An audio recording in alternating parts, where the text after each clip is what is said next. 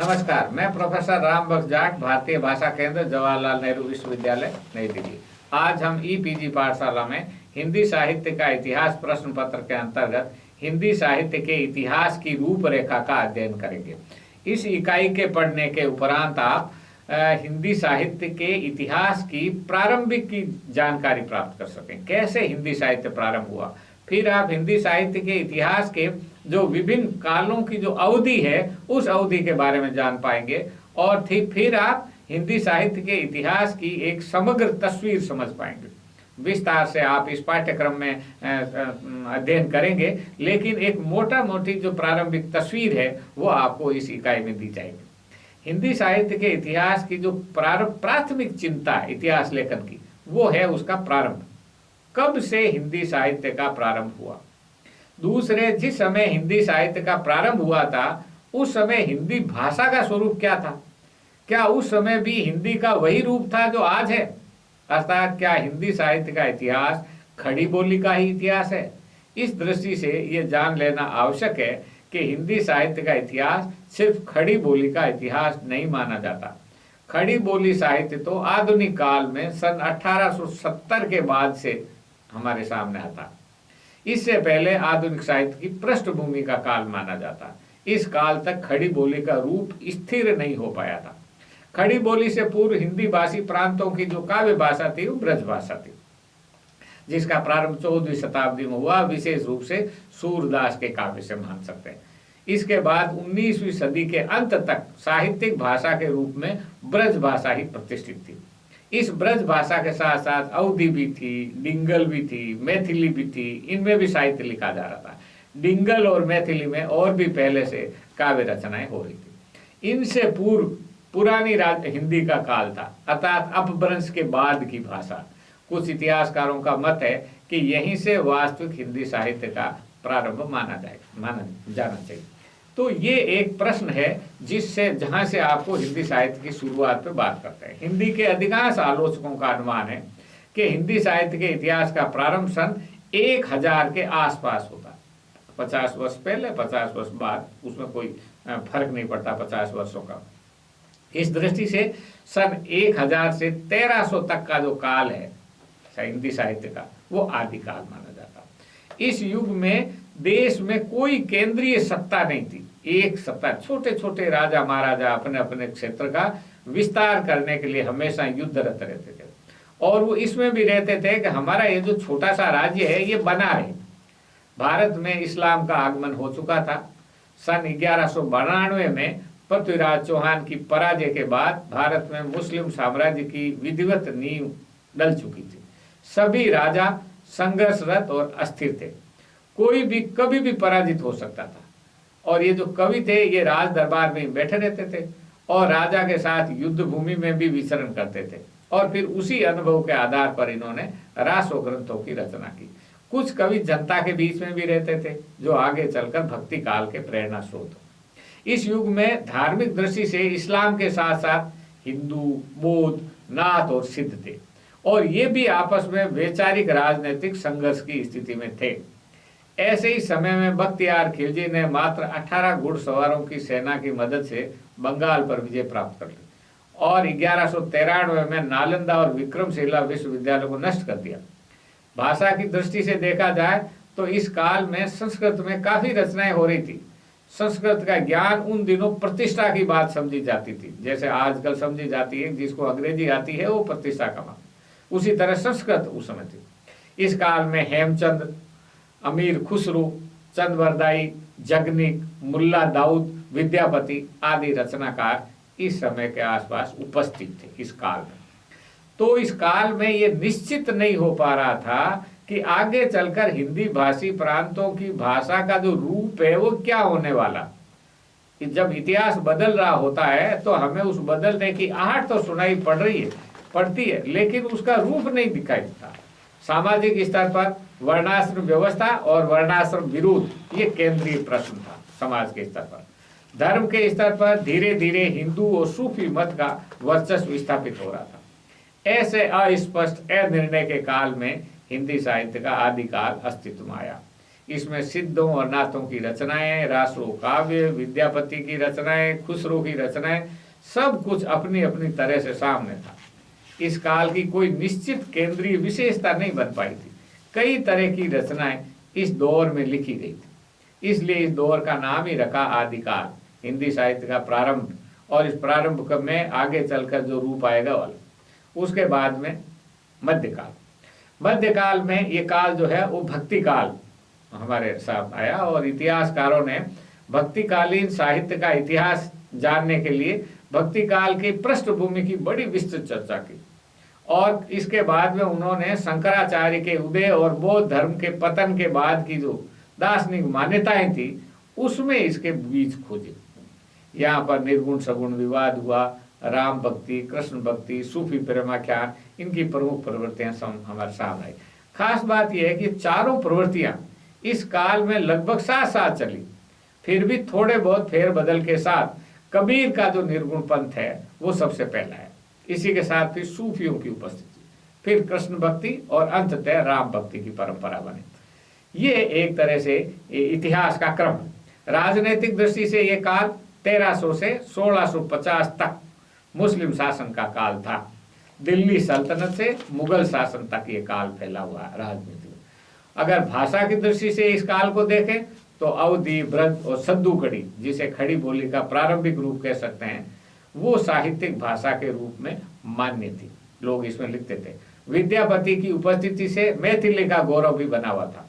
तो भक्ति काल की उदय के चर्चा के प्रसंग में भारत में इस्लाम का आगमन केंद्रीय प्रश्न था।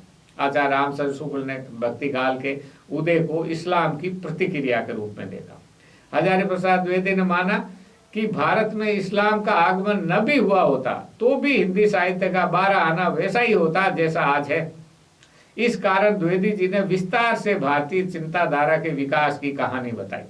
बाद के इतिहासकारों ने इस बिंदु पर इतना विवाद नहीं किया। उन्होंने तथ्य की तरह इस्लाम की उपस्थिति को स्वीकार कर लिया। बाद के इतिहासकारों और आलोचकों ने दलित जातियों के स्वाभिमान के प्रश्न को गंभीरता से उठाया। वर्णाश्रम धर्म का महत्व या उसको दी गई चुनौती केंद्रीय प्रश्न के रूप में सामने आई। भक्ति आंदोलन का प्रारंभ वर्णाश्रम धर्म पर प्रश्न उठाने से हुआ था और भक्ति काल का अंत वर्णाश्रम धर्म की पुनर्प्रतिष्ठा से हुआ। तुलसीदास के रामचरितमानस में ये प्रक्रिया पूरी तरह घटित हुई। तुलसीदास के समन्वयवाद में निर्गुण सगुण विवाद के साथ शैव वैष्णव विवाद भी समाप्त हो गया। तुलसी के बाद न कोई बड़ा राम भक्त कवि हुआ, न भक्ति काल की कोई और शाखा का बड़ा कवि पैदा हुआ। हिंदी साहित्य में राधा कृष्ण के बहाने रीति काल की प्रतिष्ठा हुई। ये पूरा का पूरा जो भक्ति काल है वो हमारे सामने इस तरह से सामने आता। भक्ति काल की जो कृष्ण भक्ति की शाखा है, इस कृष्ण भक्ति काव्य धारा जो है वो ब्रज भाषा के गर्भ से जो कृष्ण भक्ति की शाखा थी वो रीति काल में परिणत हो गई। ये 1650 से 1857 के काल को मोटे तौर पे हम हिंदी में रीति काल के रूप में जानते हैं। इस काल की सामान्य प्रवृत्तियां भी जैसे रीतिबद्ध और रीतिमुक्त में सभी तरह के कवियों पाई जाती। हिंदी साहित्य के इतिहास के लेखन की दृष्टि से इस काल पर लगभग सर्वानुमति बनी हुई है, कोई विवाद नहीं था। इस दौरान युद्ध बहुत कम हुए।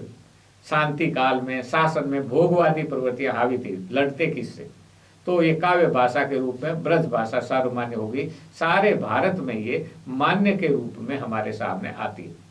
इस तरह जिसे हम हिंदी साहित्य का आदिकाल, भक्ति काल और रीति काल, ये जो 3 काल है वो भारत के इतिहास की दृष्टि से एक ही काल है, मध्यकाल।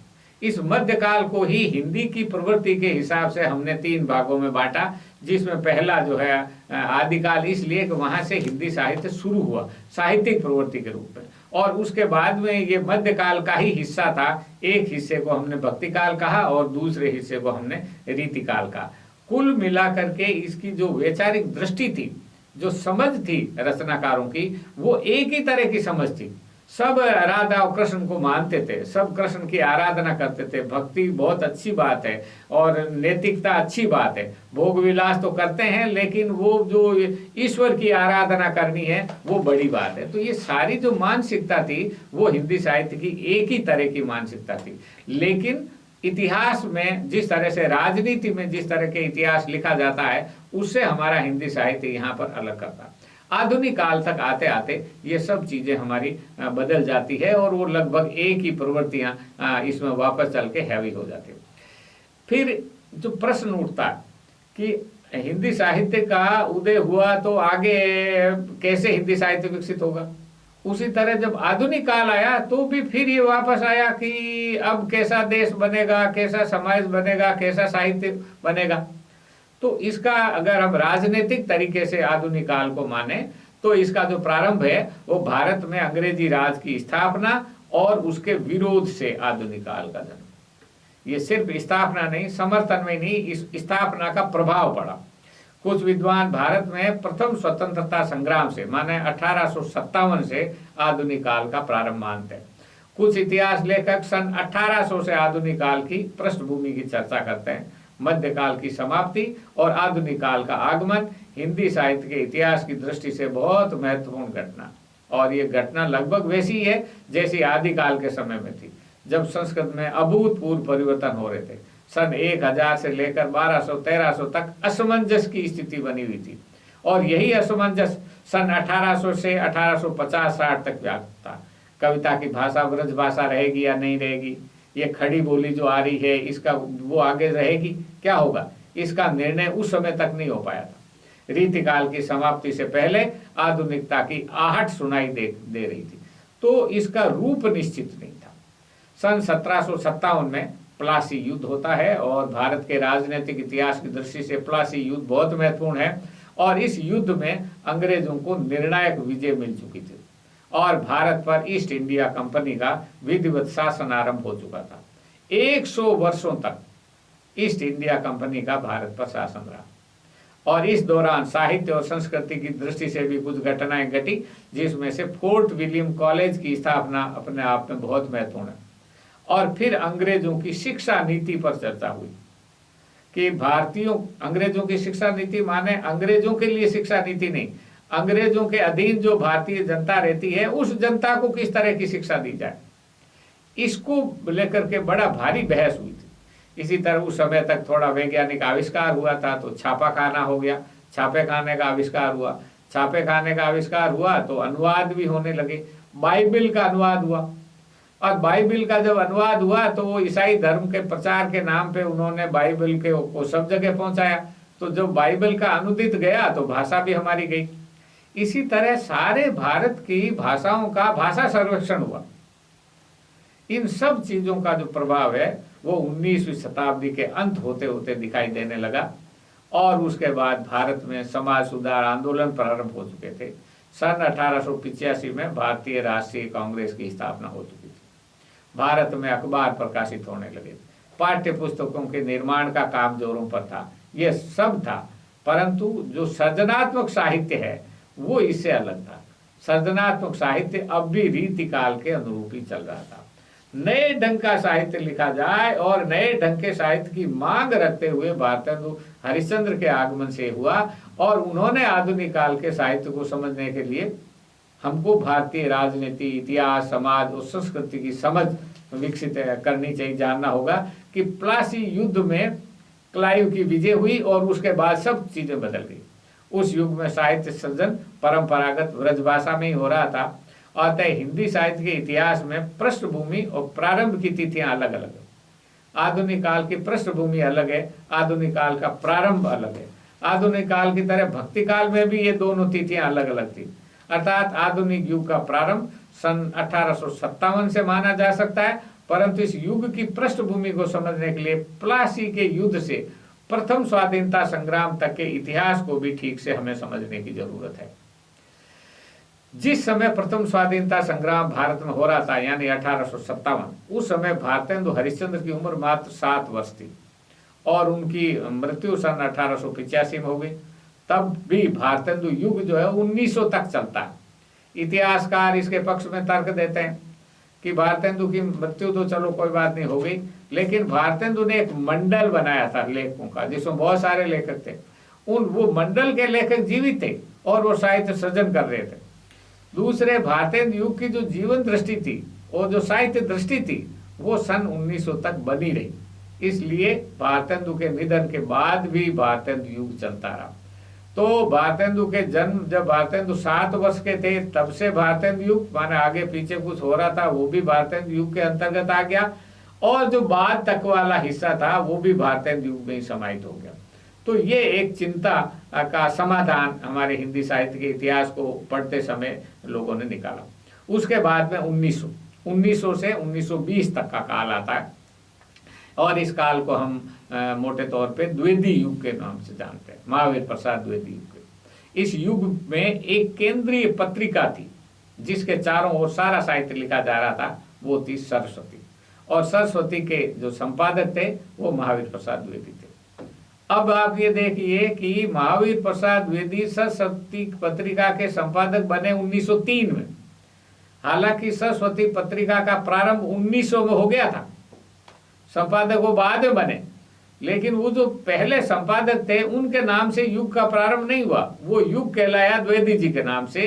तो उसको भी माना गया कि वो जो 3 वर्षों तक जो छपा प्रकाशित हुआ वो भी कुल मिलाकर के द्विवेदी युग के आधार पर ही है। और इस काल की जो सबसे बड़ी विशेषता है जो आप आगे पढ़ेंगे कि ये खड़ी बोली की स्वीकृति की पृष्ठभूमि थी। उन्होंने खड़ी बोली को स्वीकृत कराया, बहस कर करके, लिख करके, समझा करके उन्होंने खड़ी बोली को स्वीकृत करा दिया। या इस तथ्य को जान लेना भी आवश्यक है कि आधुनिक काल में हिंदी में अनेक गद्य विधाओं का प्रारंभ हुआ, और उनमें से अधिकांश विधाओं का प्रारंभ भारतेंदु युग में हुआ। अतः हिंदी साहित्य का इतिहास यहाँ विभाजित होता है। इतिहासकारों ने अब इन सब गद्य विधाओं को स्वतंत्र विकास पर चिंतन करना शुरू किया। इसके साथ ही ये भी रेखांकित करने योग्य है कि आधुनिक हिंदी साहित्य के इतिहास की केंद्रीय धारा अभी भी कविता के इतिहास की धारा मानी जाती है। इसी के समानांतर गद्य की अन्य विधाओं का इतिहास भी चलता रहा। इसी तरह भारतेंदु युग और द्विवेदी युग पर विचार करते हुए इतिहासकारों की दृष्टि खड़ी बोली के विकास पर केंद्रित हुई। भारतेंदु युग की कविता भले ही ब्रज भाषा में अधिक लिखी जा रही थी, परंतु इतिहासकारों ने खड़ी बोली की कविता को अपने अध्ययन का आधार बना। कहा कि नहीं, वो तो चलो पुराना पिष्ट फैशन है, पुरानी परंपरा का पालन किया जा रहा है, लेकिन असल में जो विकसित हुई आगे चल करके, क्योंकि विकासमान चीज ही समाज में महत्वपूर्ण मानी जाती है, और खड़ी बोली चूंकि विकासमान थी इसलिए खड़ी बोली की कविता को अध्ययन बना। हिंदी साहित्य में आधुनिकता का जो राजनीतिक संदर्भ है वो भारत में अंग्रेजी राज है, और अतः जो हिंदी साहित्य के जो इतिहासकार हैं वो अंग्रेजी राज के प्रभाव और अंग्रेजी राज के विरुद्ध संघर्ष को अपने अध्ययन की केंद्रीय दृष्टि के रूप में सामने रखते हैं कि कौन लेखक अंग्रेजों के पक्ष में था और कौन लेखक अंग्रेजों के विरोध में था। जो अंग्रेजों के पक्ष में था वो तो कुछ अच्छा था ही नहीं, इसलिए जो विरोधी परंपरा थी उसको ही इन्होंने महत्व दिया। तो काल विभाजन की भी एक राजनीतिक दृष्टि हमारे साहित्य में भी सक्रिय है। तो सन 1920 से 36 तक का जो काल है वो हमारे यहाँ छायावादी कविता का काल माना जाता है, और ये कविता में स्वच्छंदतावाद का और राजनीति में असहयोग आंदोलन और उसके बाद का काल है। जिस समय छायावादी कविता का दौर चल रहा था उसी समय राष्ट्रीय सांस्कृतिक काव्य धारा भी चल रही थी। ये धारा द्विवेदी युग से शुरू होकर देश की आज़ादी तक चली। सन 1947 में देश की आज़ादी के पश्चात ये धारा थोड़ी सूख गई। तो ये जो जिस समय ये छायावादी कविता लिखी जा रही थी उसी समय प्रेमचंद भी थे, और जब प्रेमचंद में तो यथार्थवाद था, छायावादियों में स्वच्छंदतावाद था, दोनों दो प्रवृत्तियां थी, दोनों एक ही समय में हुई। दोनों के पैदा होने का कारण उस समय की सामाजिक, राजनीतिक, सांस्कृतिक परिस्थितियों में था। तो ये हमारे साहित्य की अपनी एक विशेषता है। इसलिए कविता का इतिहास में स्वच्छंदतावाद और गद्य और अन्य विधाओं के विकास में हम इस दूसरे को पढ़ेंगे। तो पहले जिस तरह भक्ति काल में एक ही परंपरा चलती थी उस तरह का अब नहीं रहता। 1936 में लखनऊ में प्रगतिशील लेखक संघ की स्थापना हुई, और यहाँ से साहित्य में प्रगतिवाद का आरंभ माना जाता। और इस साहित्य का जो दर्शन, राजनीतिक आधार जो भी था, मार्क्सवाद था, और ये धारा आगे के दौर में बराबर चलती है। कुछ लेखक विचारक आज भी इस धारा में लेखनरत है। हालांकि 1990 में सोवियत संघ के विघटन के बाद इस धारा में शिथिलता आ गई। प्रगतिवाद के साथ साथ उत्तर छायावाद और हालावाद का दौर भी चला। साहित्य के जो इतिहासकारों ने इन प्रवृत्तियों की भी चर्चा की। इसके पश्चात सन 1943 में अज्ञेय के संपादन में तार सप्तक प्रकाशित हुआ। इसके संपादन से हिंदी में प्रयोगवाद का प्रारंभ मान लिया गया। इसके कुछ वर्षों बाद सन 1947 में देश आज़ाद हुआ। आज़ादी के बाद हिंदी साहित्य में भी परिवर्तन आया और सन 1950 में नई कविता का आगमन साहित्य के क्षेत्र में होता है। पुराना प्रयोगवाद इस नई कविता में घुल मिल गया। इसी तरह जो प्रगतिशील कविता भी एक प्रवृत्ति के रूप में नई कविता में समाहित हो गई। सन 1950-60 तक हिंदी कविता में नई कविता का ये दौर चलता है। इसके बाद सन 60 के बाद हिंदी साहित्य में मोहभंग का प्रारंभ होता है। जब आज़ादी के बाद का समय मोह का समय था और कहा कि अब देश का हमको नवनिर्माण करना है, जनतंत्र का नया विकास हुआ, चुनाव हुआ, जनप्रतिनिधि सामने आए और इस तरह अंग्रेजी राज के बाद में एक व्यवस्था हमारे यहाँ बनी और व्यवस्था के प्रति एक मोह था जनता का कि अब हमारा सब अच्छा होगा। लेकिन सन 60 के बाद लगा कि नहीं, ये तो जो वादे किए गए थे वो पूरे नहीं हो रहे हैं और जनता अभी भी भूखी है और इसलिए ये मोहभंग लेखन के स्तर पर हुआ। यहाँ पर एक कविता में व्यवस्था विरोध हुआ, फिर संसदीय जनतंत्र का विरोध हुआ आदि। ये जो बौद्धिक प्रवृत्तियां हैं ये हमारे यहाँ अभ्युत हुई। इसी को आगे चलकर लोगों ने अकविता आंदोलन का नाम दिया। हिंदी कविता में ये जो अकविता आंदोलन का दौर है ये 1975 तक चला। सन 1975 में देश में आपातकाल लागू हुआ और तब ये आक्रोश, विद्रोह और विरोध की जो प्रवृत्तियां थी वो शांत हो गई और कुछ समय के लिए हिंदी कविता में चिड़िया, पेड़ और बच्चे आ गए, इनके ऊपर कविताएं लिखी जाने लगी। और फिर उसके बाद में एक नव रोमान, जिसको कहता है नव रोमानियत का भाव आया और ये था कि इस तरह का आक्रोश और विरोध और विशेष रूप से संसदीय जनतंत्र का जो विरोध है ये कोई अच्छी बात नहीं। उसके बाद में दूसरे तरह के कवि और कविताएं आई। उसके बाद हिंदी कविता के इतिहास में जो निर्णायक मोड़ है वो 1990 में आया, जब सोवियत संघ का विघटन हुआ। और इस सोवियत संघ के विघटन से भूमंडलीकरण आया, बाजारवाद आया, सूचना क्रांति आई और इससे नए दौर का प्रारंभ हुआ और इसी ऊहापोह में 20वीं शताब्दी का अंत हो गया और नई सदी में नए साहित्य की संभावनाओं पर चर्चा होने लगी। ये कविता का जो रूप बदला, ये रूप हमको इन घटनाओं के साथ जोड़ करके देखने से समझ में आता।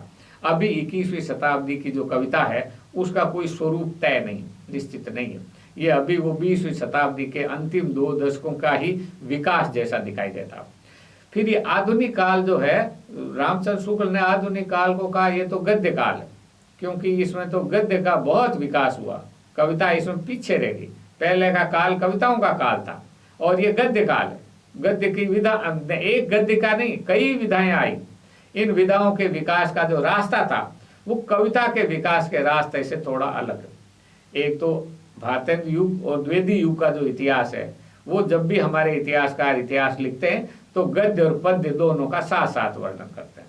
बाद में जो है प्रत्येक विधा का अलग अलग विकास है।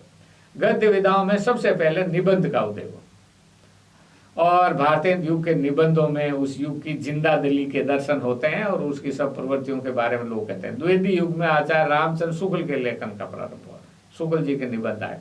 इतिहासकार इस युग को निबंधों के हिसाब से शुक्ल युग के नाम से भी जानते हैं और शुक्ल के बाद शुक्लोत्तर, उसके पश्चात आचार्य हजारी प्रसाद द्विवेदी, इन्होंने भिन्न कोटि के निबंध लिखे, उसका जिक्र भी इतिहास ग्रंथों में मिलता। इसके पश्चात निबंध के शिल्प में कोई बुनियादी परिवर्तन नहीं हुआ, इसलिए निबंधों के इतिहास में ऐतिहासिक विशेषताएं कम और निबंधकारों के वैयक्तिक योगदान की चर्चा अधिक होती। इसी तरह आलोचना का प्रारंभ भी भारतेंद्र युग में हो गया था। फिर आचार्य रामचंद्र शुक्ल आए, हजारी प्रसाद द्विवेदी का आगमन हुआ। उसके बाद प्रगतिवाद और आधुनिकतावादी आलोचना विकसित हुई। आज़ादी के बाद आलोचना के विकास पर बहुत कम चर्चाएं हुई और उसमें भी विभिन्न आलोचकों का जो योगदान है उस पर चर्चा हुई। इन विधाओं के विकास की चर्चा करते हुए भी कविता के इतिहास को आधार के रूप में ही माना जाता है। आलोचना के इतिहास पर चर्चा कम होने का एक कारण ये भी है कि वो व्यवहारिक आलोचना हिंदी की और उस साहित्य को समझने के लिए काम आती है जिस साहित्य का चित्रण अध्ययन हम अलग से हम करते आ रहे हैं, इसलिए आलोचना पर बहुत जोर कम है। निबंधों में हालांकि कई तरह के निबंध बाद में भी लिखे गए और अब तक भी निबंध साहित्य लिखा जा रहा है, लेकिन द्विवेदी जी के बाद में कोई बड़े निबंधकार जैसे हमारे हिंदी में नहीं आए, पर आए हैं कई लोग, इसी तरह उनका भी जिक्र होता। फिर जो कथा साहित्य का प्रारंभ होता है तो कथा साहित्य भी भारतेंद्र युग में शुरू हो गया था। कथा के विकास में जो है वो केंद्रीय जो पुरुष है वो प्रेमचंद। इसलिए जब इतिहासकार कहानी और उपन्यास का वर्णन करते हैं तो पूर्व प्रेमचंद युग, फिर प्रेमचंद युग और प्रेमचंदोत्तर युग, ऐसा वर्गीकरण हमारे यहाँ प्रस्तुत करते हैं। प्रेमचंद के बाद फिर प्रगतिवाद आगमन होता है और प्रगतिवाद और गैर प्रगतिवादी उपन्यासकारों की चर्चा अलग अलग होती है। कहानी में एक नया मोड़ आता है। कहानी में उस तरह से सिर्फ प्रेमचंद केंद्रीय व्यक्ति नहीं है, उपन्यासों में प्रेमचंद केंद्रीय। कहानी में आजादी के बाद एक तरह से कहना चाहिए कि नई कविता तो नई कहानी आंदोलन हुआ, और जब नई कहानी आंदोलन हुआ उसके बाद जब अकविता आई तो इन्होंने भी कहा कि साहब हमारे भी जो है वो कहानी का दौर इसके अंदर माना जाता। फिर जो उपन्यासों का जो विकास हुआ वो विभिन्न विचारधाराओं के आधार पर उनका विकास हुआ, जैसे मनोविज्ञान का आधार हुआ, मनोविश्लेषण, मार्क्सवाद, अस्तित्ववाद आदि विचारधाराओं के प्रभाव से हिंदी में उपन्यास लिखे गए और इन विचारधाराओं का प्रभाव लगभग साथ साथ पड़ा। अतः यहाँ प्रवृत्तिगत तो वैषम्य है लेकिन कालगत नहीं है। काल के हिसाब से तो एक ही काल है। माने जिस समय में यशपाल लिख रहे थे उसी समय इलाचंद जोशी भी लिख रहे थे और उसी समय अज्ञेय भी लिख रहे थे। तो ये एक तरह का समय तो एक है, लेकिन ये सब अलग अलग विचारधारा के कारण अलग अलग तरह का लेखन करते हैं।